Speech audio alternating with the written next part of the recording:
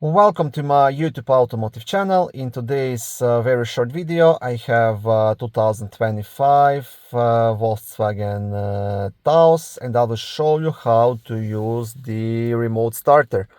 This video should apply to these vehicles made from 2022 all the way up to 2026 or possibly even newer. Also, if this video was helpful, please consider supporting the channel by liking the video, subscribing to the channel, or becoming a channel member. Okay, so I'm sitting in my vehicle right now, but that doesn't really matter. If the vehicle is parked on a parking lot and it's locked, and if you press the remote starter button twice, nothing will happen. Why? Because the procedure is a bit different. You have to press the lock button once and then quickly the remote starter button twice. So I will show you now. Once, and the vehicle started. Okay, so this is how you do it.